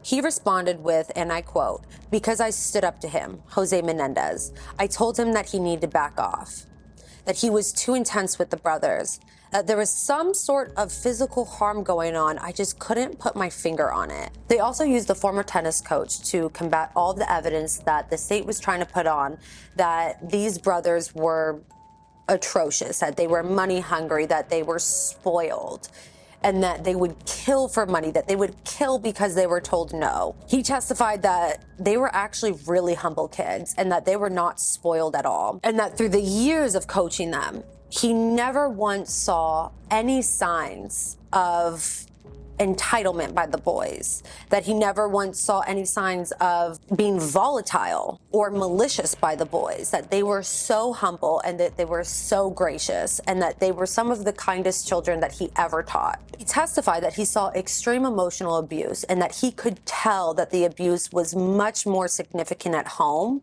but because he never directly asked the boys what was going on, he could not testify to what was happening behind closed doors. But that from what he saw on the field by his father on the tennis courts, that he just knew it was so much worse behind closed doors. He testified that dealing with Jose was extremely difficult, that Jose was arrogant and a know-it-all and very confrontational, and that if you disagreed with Jose, that he would basically rain down terror on you. Also, many of Kitty Menendez's family members came to testify in defense of the brothers. They testified that Kitty was an alcoholic, that she was a drug abuser, and that she was extremely depressed, and that she had attempted suicide multiple times because of the things that were happening in the home. They testified that Kitty never exactly said what was happening in the home, but that Kitty was alluding to the fact that what was happening behind closed doors was so egregious that she would rather be dead than go another day seeing what Jose was doing to her sons. A cousin by the name of Diane Vandermolen Hernandez, she was the niece of Kitty, testified that she lived in their home for a year and it was extremely volatile. And that one night when Lyle was 9, Lyle had come into her room saying he wanted to sleep in there with her because he was scared that his dad was going to come into his room, and that his dad had been coming into his room nightly and had been touching him down there and then pointed to his groin area. Diane testified that she went to tell Kitty, and when she told her what was going on, what Lyle had told her, that Kitty became enraged, and that Kitty went into the room and she grabbed Lyle by the arm and dragged him to his room, and she could hear Kitty yelling at him to keep his mouth shut. Jose's sister, Marta Cano, also came to testify for the defense. She testified that Jose was negligent and emotionally abusive towards his children. She testified that Kitty did nothing to prevent him from doing so and expressed a wish that her children had not been born. She was asked on direct examination by the defense, "So you saw Miss Mendez throw things at her children?" Marta answered with yes. She was then asked, "Did you ever report her for child abuse?" Marta said, "No, you don't do things like that unless the boy is hurt. You just didn't do that back then.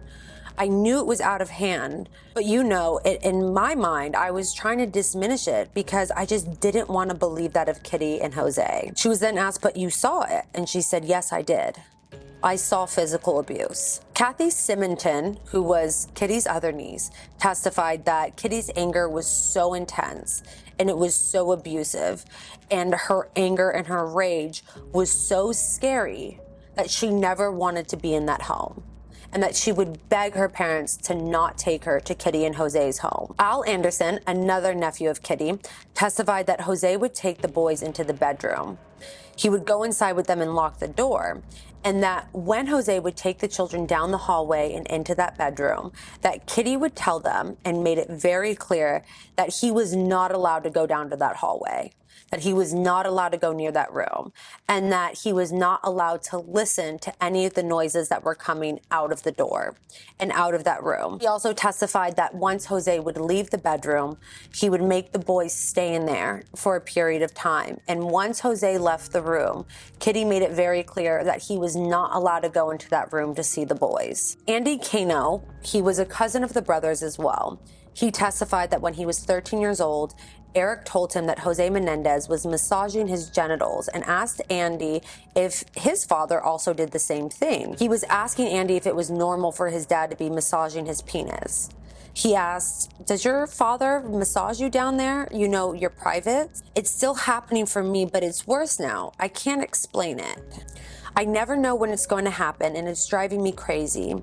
Every night I stay up thinking he might come in. I need to put it out of my mind.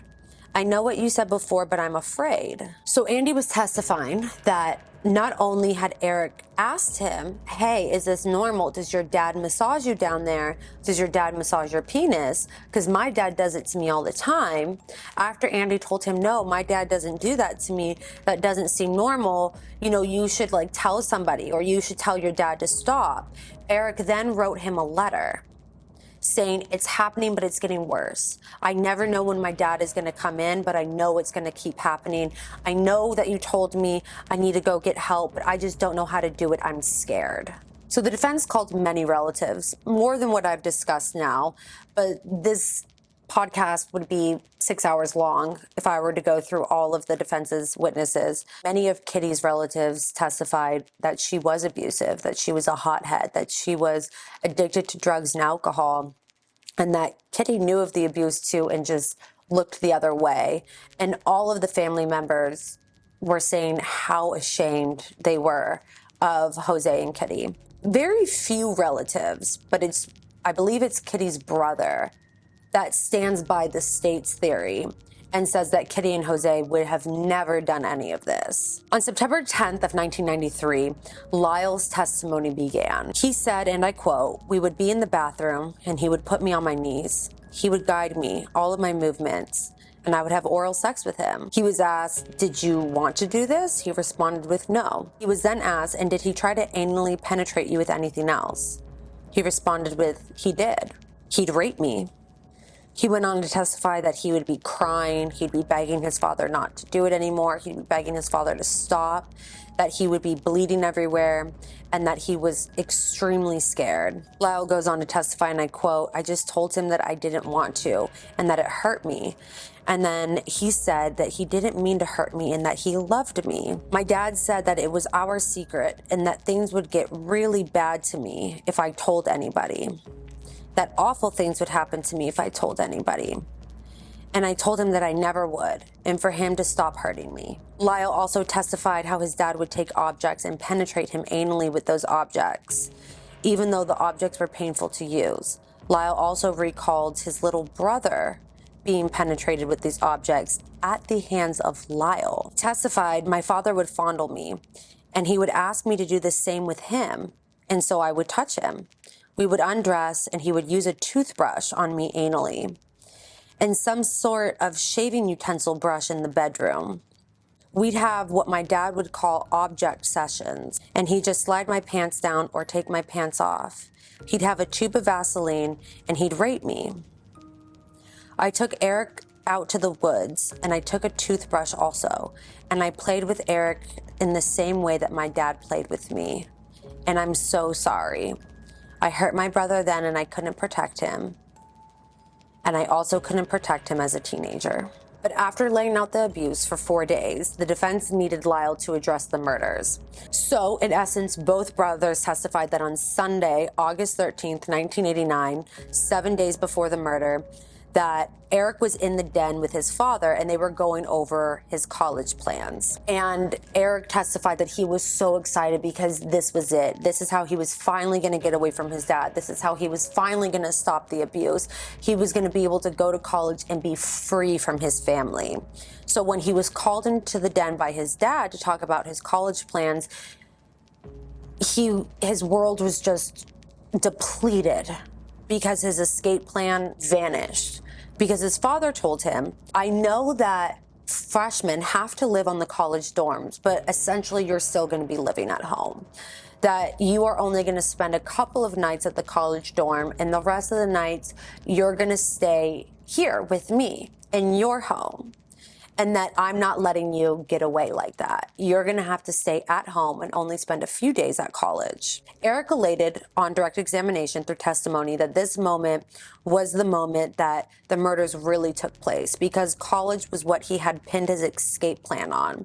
And in that moment with his dad in the den, those dreams disappeared. The brothers then testified that on Tuesday, August the 15th, 5 days before the murders, Eric came home into their study where he saw Kitty and Lyle arguing. He heard his mom yelling, "You don't need your fucking hairpiece," and then she ripped the hairpiece off of Lyle's head. Lyle testified, and I quote, "I was just really in shock over the whole thing. More of my mother's just in shock that she would do that. That never happened before. And she's always had these rages, and she's always come really close to hitting me, but it had never gone to that extent where she did. And Eric didn't know I had a hairpiece. So, my brother and I, there were things we just don't talk about, and that was one of them. I was completely embarrassed in front of my brother." So the brothers testified that after this fight happened with Kitty, that Lyle and Eric went outside, and that Eric confided in Lyle that his dad was still sexually abusing him. Lyle testified that he knew that it was happening to Eric when Eric was a kid because Lyle was sexually abused by his father between the ages of 6 to 8. And that when Lyle was around 9 years old, he had a suspicion that Eric was beginning to be raped as well, molested. And that when Lyle was 13, he went to his dad and he prepared everything that he was going to say, because you could never go to Jose Menendez unless you had really prepared out and was really well articulate in what you were going to say to him. And so he prepared out this whole speech on, I know you're doing this to my brother and you need to stop. Lyle testifies that Jose Menendez promised him that he was going to stop abusing Eric and that he was so sorry and that it's just their little secret, and that Lyle cannot tell anybody or terrible things would happen to him and his brother. Lyle said that he did not know that it was persisting as Eric became a teenager, but that he believed it because of all the little puzzle pieces that he was putting together throughout their childhood. And the fact that Lyle said he really did see a lot of the abuse, but he just chose to turn a blind eye, especially since he left to Princeton and he was out of that home and it was no longer his problem since he was no longer being abused. Lyle testified that after he found out that Eric was still being sexually assaulted at 18, that he confronted his dad. The testimony of both brothers goes on to say that the dad then went into Eric's room and he was screaming at him and he was throwing things and he was hitting the wall, and he told him that, hey, I told you to never tell anybody and I told you to never tell Lyle, and now you did. And Lyle is going to tell everybody. They testified that the dad then attacked Eric, but Eric got out. That he got out of the room, he ran down the stairs, and that is where he saw his mom, Kitty. And Kitty was drinking and she was drunk. Her words were very slurred. Kitty asked him what was wrong, and Eric said, you wouldn't understand. And Kitty responded with, oh, I would. I understand and know a lot more than you think. And that she went on to say that she's always known what his dad has been doing to him. It was in that moment that Eric believed that their parents were going to kill them, because now the boys were somewhat revolting against Jose, which they had never done before. So after Eric and Lyle had begun talking about the abuse to each other and confronting their father about it, their dad decided to go out and buy 2 rifles. The boys believed that he went out and bought these rifles in order to kill them.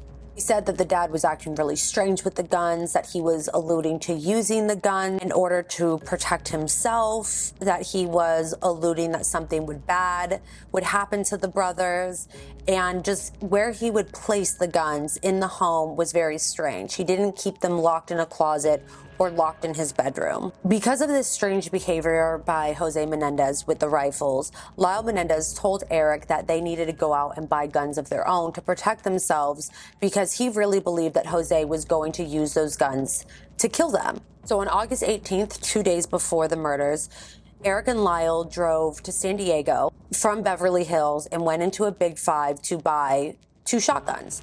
They testified the reason why they bought shotguns was because they asked the store clerk, hey, what guns do you recommend in order to protect yourself, in order to have self-defense? And that the store clerk recommended 2 shotguns. On August 19th, 1 day before the murders, the brothers testified to a really strange family outing. They said that Jose and Kitty made them wake up really early to go to Marina del Rey for a boat outing so they could go deep sea fishing.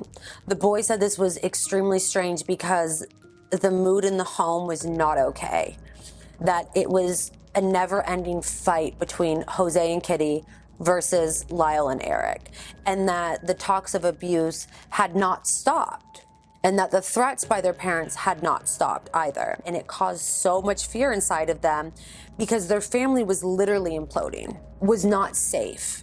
It was not a good time where you would want to go on this fun trip with your family, that the parents and the boys were nonstop fighting about the abuse, and that Eric and Lyle were nonstop trying to leave the home, that Jose was not letting them. So they just said that the timing of this deep sea fishing just did not make any sense. They testified that in the days leading up to this fishing trip, that the boys were desperately trying to get help for the abuse that they were going through, and finally and consistently confronting their father about it, and that their father was becoming more and more aggressive and full of rage, and saying that the boys weren't going to be the reason that he lost everything. So Lyle testified that he told Eric that he believed that the reason why they were going deep sea fishing was that the parents were planning on killing them and throwing them overboard in the Pacific Ocean. Eric testified that once Lyle brought this to his attention, he just became full of woe. He became overly fearful and was just in his stomach, distraught and sick, thinking that this was it. This was the last day he was ever going to be alive, that he was going to die at the hands of his parents on this fishing trip. Eric then testified that he asked Lyle, okay, like if they're gonna kill us on this deep sea fishing trip, then what about the captain? And Lyle told him that because of his father's money, he believes that the sea captain was in on it and was just going to turn a blind eye and say that the boys fell overboard. In fact, the defense even called the sea captain to the stand to testify, and he did testify that on that fishing trip, it was just the most awkward and most uncomfortable fishing trip he has ever done for a family, that the boys would not go anywhere near the parents, that at one point, a big wave had crashed over the boat, soaking Eric and Lyle, and that it was really cold, and that the boys were shivering up front and would rather be freezing than go inside of the boat near where the parents were. The sea captain also testified how the parents were acting really weird, and that Kitty Menendez was really upset that there were other parties on the boat besides the family members, and that she thought it would only be the four of them and they wouldn't have these extra parties. So now that we have gone through the testimony leading up to the murder, let's get into Lyle's testimony about the evening of the murders. Lyle testifies that on the day of the murders, Eric had been gone all day long. He was gone in Santa Monica, and when he finally got home, Lyle was just distraught and frantic and was like, where the hell have you been? Things are going so terribly, like we have to leave. We have to leave now. Tonight is the night that our parents are going to kill us. And Eric freaked out. He was petrified. And Lyle was like, you need to go upstairs. You need to go upstairs and get your stuff. We have to leave. Lyle testifies that around 10 p.m. on August 20th, the parents were slamming the doors and were trying to prevent the boys from leaving. That Eric had gone upstairs, he had grabbed his stuff, Lyle had grabbed his stuff, and they were gonna book it. They were gonna leave the home and never return, and that the parents were throwing them inside, slamming the doors, and they were refusing to let them leave. Lyle then testified that Jose started yelling, and he ordered Eric upstairs and said that he would be there in a minute. Lyle testified that he yelled at Jose, you're not gonna touch my brother. You're not gonna touch my brother anymore. We had a big argument, and I was saying that he wasn't gonna touch Eric, end quote. Then Lyle testifies that Jose charged at Lyle and yelled, and I quote, I do what I want with my family. It's not your little brother, it's my son, end quote. Lyle testified that Jose told Eric to go upstairs and wait while he finished watching his movie, and that Kitty had yelled at Lyle saying that he ruined the family. And after Kitty had yelled this, that Lyle had ruined the family, Jose grabbed Kitty by the arm and dragged her into the den and closed the doors. Lyle testified, I'm sure that was it, that is when they were going to kill us. He testified, I realized that they had been waiting for Eric to get home like I had been, and I just freaked out. I thought they were going ahead with their plan to kill us. I ran upstairs to tell my brother that it was happening now, and I told Eric that was it. They were going to kill us. He testified that in response to saying that, Eric ran and grabbed his gun. He ran downstairs and thought that if he couldn't get to the doors before his parents did, then he was going to die. Lyle testified, and I quote, we just burst through the den doors and I started firing. I remember seeing a shadow off to the right and my brother over to the left. We fired, many, many times. And we could hear things breaking, and you can hear the ringing noises from the booms and the smoke from the guns. Basically just chaos. And I really didn't know who was firing at who and what was going on. I was just firing my gun. Testimony then revealed that Eric ran out of the room after firing several shots and went and laid on the floor next to the stairs, crying. And then he heard another shot, a final shot, the final blow to Kitty Menendez. After Lyle was done testifying, then came Eric's testimony. And Eric's testimony is by far the most brutal testimony to watch. If you have a couple of weeks on you and you want to watch it, just be advised that it is extremely painful. With all of the testimony that I'm going to be going through, just know it took a while to pull out because Eric kept breaking down on the stand. He kept crying and he almost couldn't finish or even start his testimony. He was asked on the stand, what do you believe was the originating cause of you and your brother ultimately winding up shooting your parents? Eric tries to testify, me telling. He then hysterically breaks down crying. He's asked, "You telling what?" He tries to get out, "Me telling Lyle that, but he can't finish his testimony. The attorney at this point is just trying their best to pull out testimony from Eric, because if he cannot testify, he's gonna have to sit down and they will not be able to argue self-defense. So after a while of going back and forth, the attorney asks, "Are you able to testify or do you want to sit down?" Lyle says, "No, I can testify, I can do this." She goes, "Okay, was it you telling Lyle something that was happening?" He says, "Yes, that my dad had been molesting me." He was then asked, "And did you want something from your brother? Is that why you told him?" Eric answered with, "Yes, I just wanted it to stop. I would tell anybody. I just wanted it to stop." She was then asked, "Were you seeking help from your brother?" Eric then breaks down and says yes. He was asked, "How did you feel at 18 about the fact that your father was having sex with you?" He responded with, "I hate it. I hate it, I hate it, I hated it." Eric was then asked, "What was it that you wanted to improve in your life?" Eric answered with, "I wanted to end the sex with my dad." He was asked, "And did you have some expectation of how that was going to happen?" Eric responds with, "Yes. I was going to go to college, and that was going to end the sex with my dad. I was going to get away from him. I was not going to sleep in my house anymore." Eric then goes on to testify that after Lyle had confronted his father, that Jose went to Eric and was just enraged, and that he was saying, "I told you to never tell anybody, and I told you to not tell your brother, because now your brother is going to tell everybody what you had told him, and that I'm not going to let that happen." This is imperfect self-defense. Those boys truly and genuinely believed that they were in fear for their lives, that Jose and Kitty was going to kill them, because they had been discussing amongst each other the abuse that they had been going through, and they had finally confronted Jose. So after the defense finished calling all of their witnesses, they rest. And after the people do a rebuttal, they then go into closing arguments. The prosecutors arguing that this is first-degree premeditated slaughter of two people, of Jose and Kitty Menendez, that the sexual abuse is all a lie, that there was no evidence of sexual abuse, and that this was all made up. And if the brothers lied on the 911 call, why would they stop lying now when it really matters, when their life is now at stake?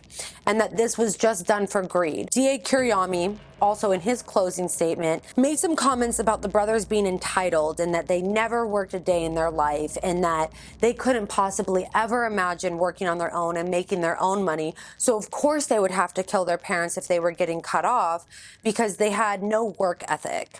And this really pissed off Leslie.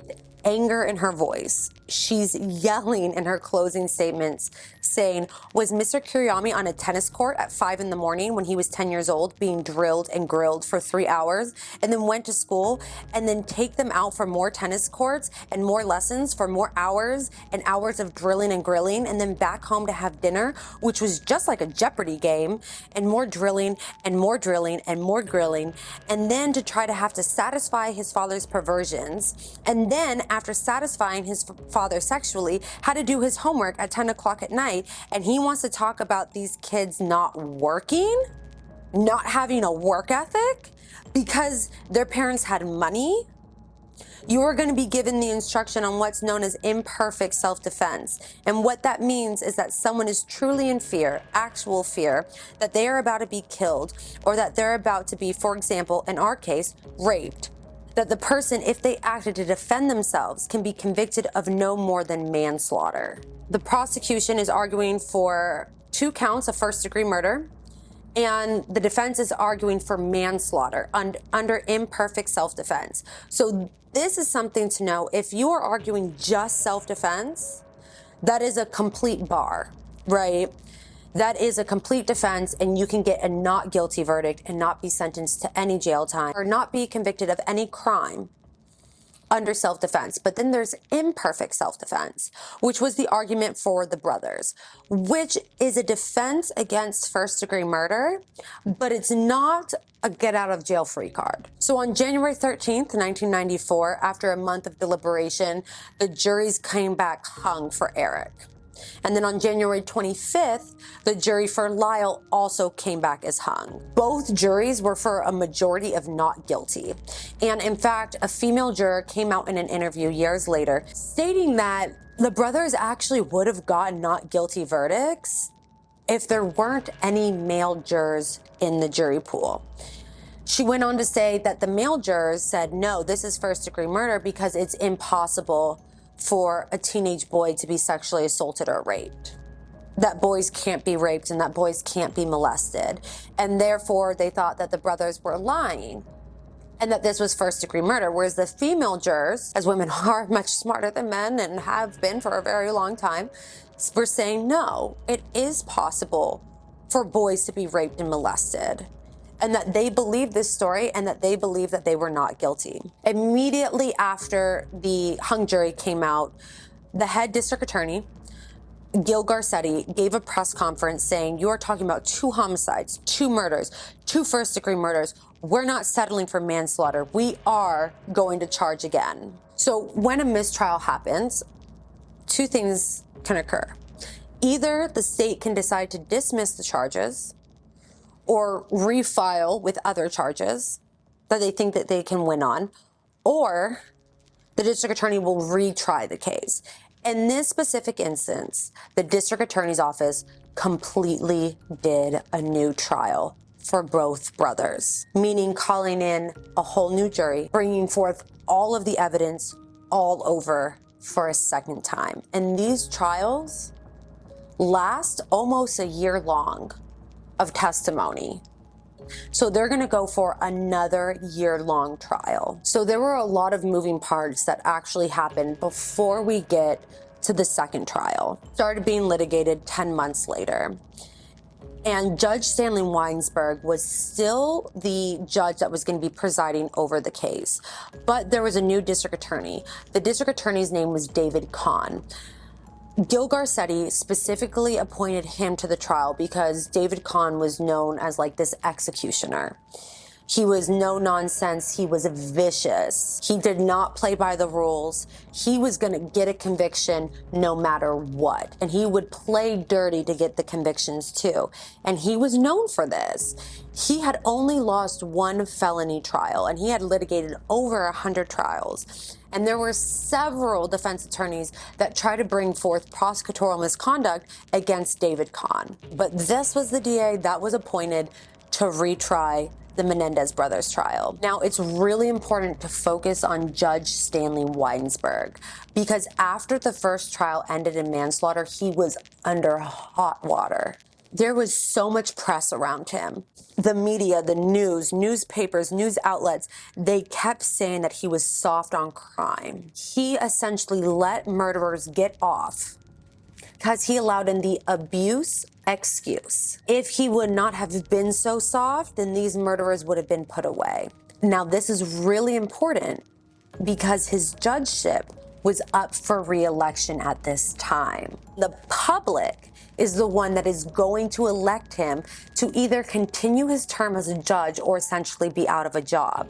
So Judge Weisberg was appointed to the Court of LA in 1986, and then 2 years later, he was elevated to the Superior Court in California.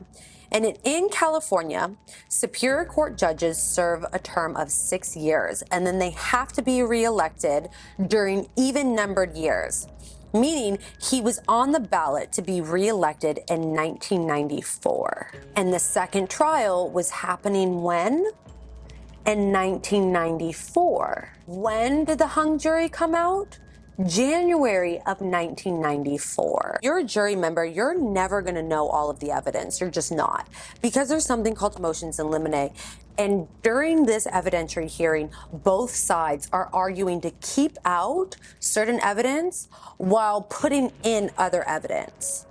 It's a game, right? You want the evidence in that's going to favor you, and you want to take out evidence that's not going to favor you. So you're just never going to hear all of the evidence. We, as attorneys, are going to use the evidence code to try to keep out the evidence that hurts us. In motions in limine, his rulings completely gutted the defense. Everything that they had argued in the first trial is gone. So the defense here in the Menendez brothers found out before the second trial started that their defense was completely gutted. The district attorney, David Kahn, was seeking the death penalty. The district attorney appointed him because they believed he was the only district attorney that could take on Leslie Abramson head on. A former Los Angeles Superior Court judge gave an interview back in 2017, and he testifies that, at the time he couldn't speak on this trial due to the professional rules, responsibilities, and ethics that you have to hold as a judge.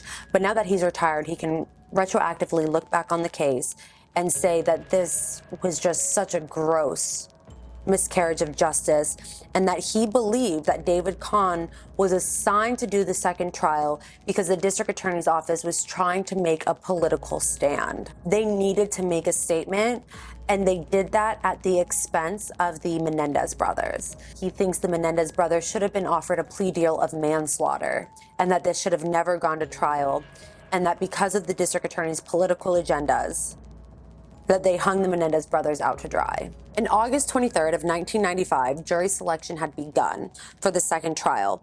And the issue here for the defense is, how were they supposed to select a fair and impartial jury when they couldn't voir dire properly? And that now, because of these rulings, this story is extremely limited.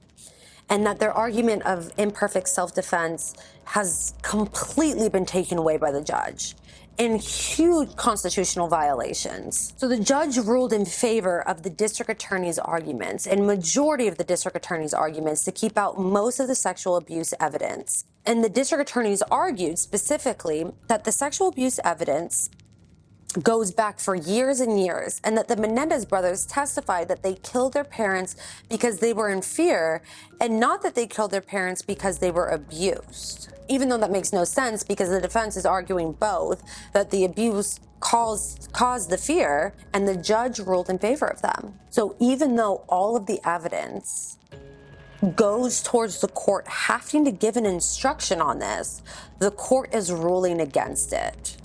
The district attorney has no case law at all to back up this argument on why it should be taken out. The district attorney argued in motions in limine to keep out the testimony of the psychologist that spent hundreds of hours with the boys in regards to the sexual abuse and its effects. The district attorneys argued to exclude any testimony of Kitty's anger and abuse that they had personally witnessed. The district attorneys argued to exclude Andy Conan's testimony of Eric Menendez, asking him when he was 13 if it was normal for his dad to be massaging and touching his genitals. The district attorneys argued to exclude Alan Anderson's testimony, who testified how he wasn't allowed near the boys' room when the dad would take him in there and lock the door, and how he wasn't allowed to go to the boys after the dad had finished and left their room. The district attorneys argued to keep out a cousin's testimony that 3 years before the killings, Lyle had asked for help because of the father's abuse. The district attorneys argued to keep out Diane Vandermolen's testimony that when Lyle was 9 years old, he asked to sleep with her because he was scared his dad was going to come into the room and touch him, quote unquote, down there, as he had been doing for years. And the judge ruled in favor of the district attorney for all of those motions in limine. So the defense witness list was cut down from 56 witnesses that they originally had in the first trial to 39 witnesses. The judge also ruled that Eric had to testify before any other defense witnesses could be called, which, by the way, is unheard of. A judge does not have the right to tell an attorney what order their witnesses have to be called in. The only time this happens is if there is a scheduling issue and there's a specific key witness that can only testify between this time and this time, and then the judge is going to allow that person to testify, so you have to maneuver your witnesses. But Eric Menendez clearly didn't have a scheduling issue. He was in jail. The judge also ruled that the sexual abuse claims were only allowed to come in through testimony of Eric and Lyle Menendez and nobody else. After ruling on all of these in limine hearings, the judge also ruled that there was no longer allowed to be cameras in the court, and that they could no longer televise or film the second trial. So Eric Menendez essentially had to carry the entire second trial on his back for the defense, because there was a reporter in Virginia named Norma Novelli that claimed Lyle had given her an interview, and that the interview was 25 cassette recordings long. And she claimed that at the end of the recording, he allegedly said that, and I quote, snowed half the jurors last time, and that he just has to snow the other half of the jurors this time. And the district attorney argued to the court that this impeachment should be allowed in and that they had found, and I quote, one nugget that hurts the defendant, aka the snowed comment. So the defense decided that Lyle should not testify at trial because this would be brought up on the stand and it could risk impeaching the entire testimony of the children being abused, or it would make Lyle perjure himself on the stand, aka lie. Lyle didn't testify at the advice of his attorneys because, like I said, they were scared that if this came out, it was going to completely ruin their defense. It was going to discredit everything that Eric would have to say on the stand. But eventually, it should be noted that the defense at the time, they did not have these recordings. In fact, the district attorney didn't even have these recordings. So they're telling the judge, hey, we found this one nugget of evidence that goes against Lyle Menendez and can implode everything Lyle's going to testify to. But the district attorney didn't have the recordings. They never heard this.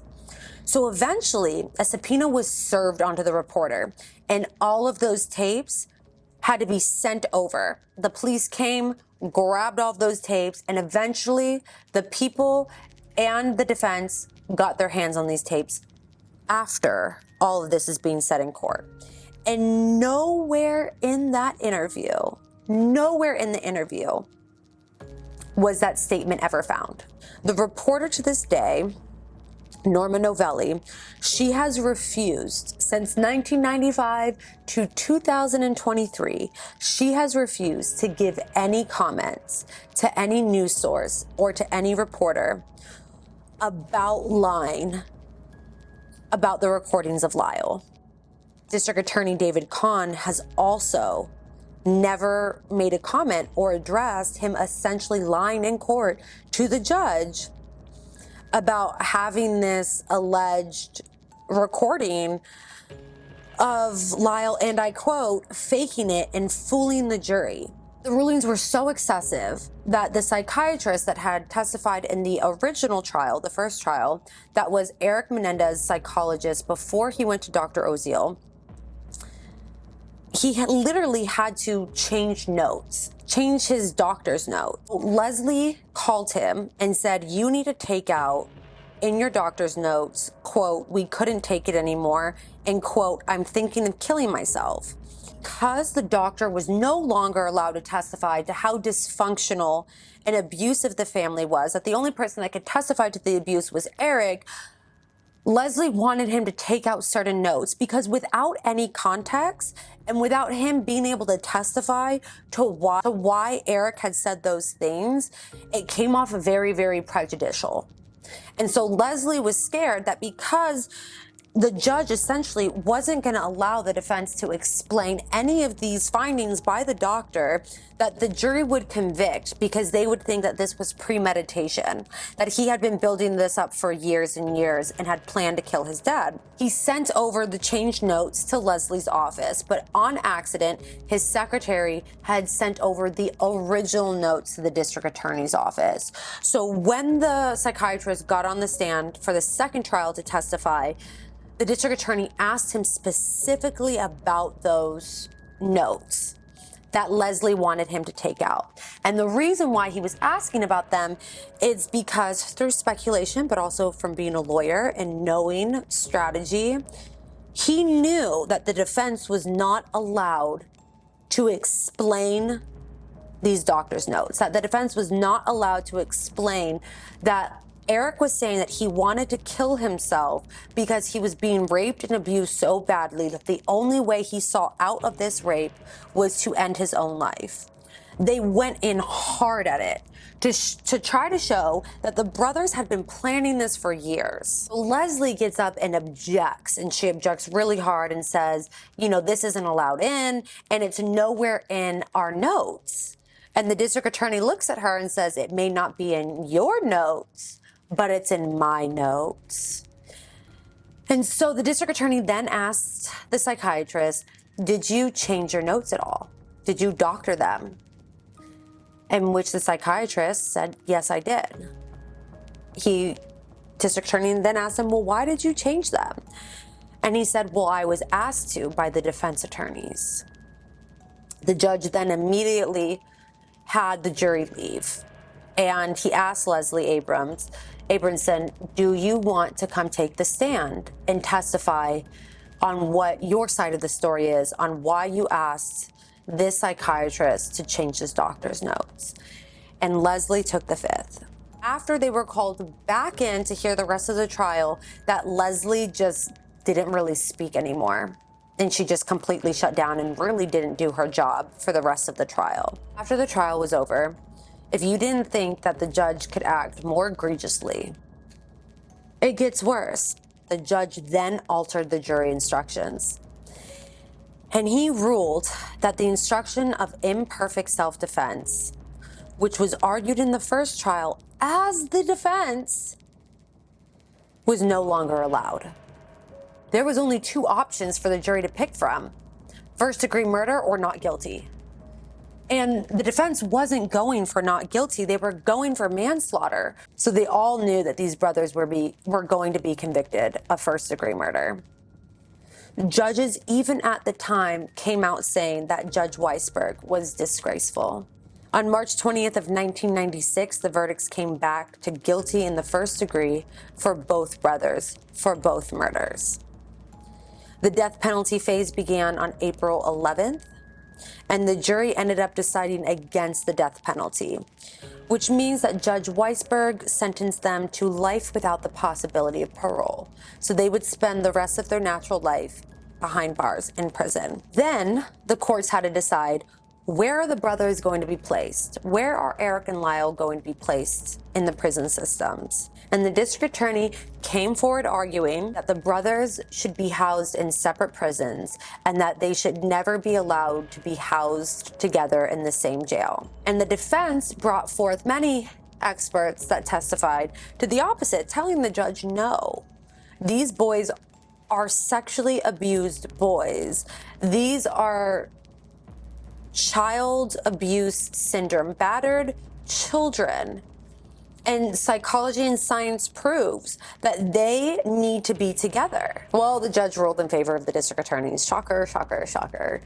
And the boys were separated for a majority of their prison sentence. The brothers, since 2018, that ruling was overturned, and the brothers are currently housed in the same prison near the California and Mexico border. The defense attorneys for Lyle and Eric Menendez has brought forth a court petition saying that they want this case to be reopened and that they want the murder convictions to be vacated and another trial to be given. And there are two specific reasons on why they are asking for this. The first piece of evidence is a letter that was written by Eric Menendez. And this happened a couple of years before the murders ever took place. And this letter is detailing out all of the abuse.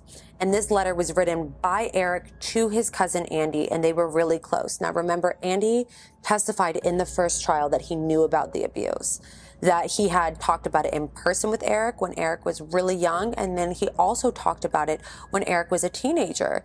And Andy was testifying in the first trial that he had been receiving letters from Eric about the ongoing and persisting abuse even into his teenage years. And the second piece of evidence is another victim that came forward.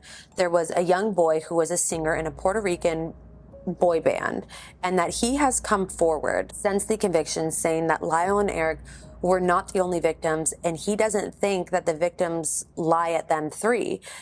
He goes on to say how he was raped and assaulted by Jose Menendez, that Jose would drug him and rape him between the ages of 13 and 14 years old. The reason why the boys actually may get a new trial, here the defense attorneys are arguing, the district attorneys literally ran with, in their opening and their closings, that there was no sexual abuse. This is a lie. This is made up. These are crocodile tears. This is the quote-unquote abuse excuse that doesn't even exist. Sleazy defense attorneys are just coming up with this and that there isn't one piece of evidence that goes towards sexual abuse, but now there's evidence to the contrary.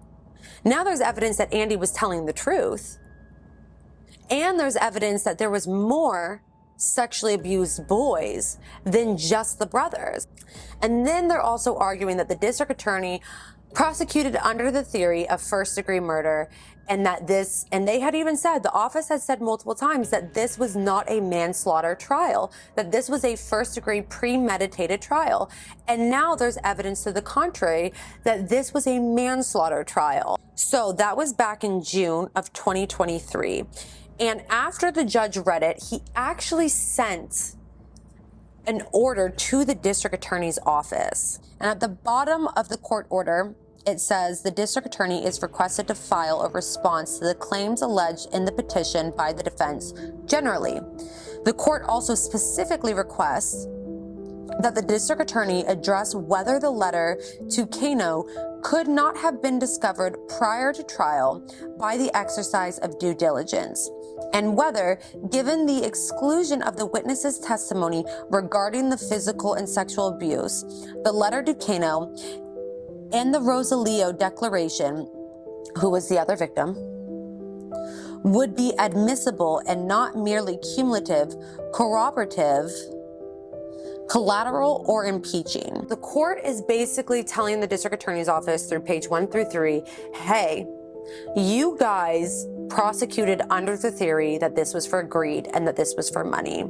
And you guys fought to keep out in the second trial a majority of the abuse, and that you guys fought to keep out in perfect self-defense. Well, now there's new evidence that sheds light on this abuse. You guys need to respond within 30 days on whether or not this evidence could have been found at the time of trial, and whether or not you find it to just be cumulative, or you find it to stand on its own. Now, as of today, as of this recording, it is late September. It is September 27th, and the district attorney still has not filed a response, and that is because they've probably got continuances. It's not uncommon to get a continuance, especially with how overworked district attorneys and public defenders' offices are.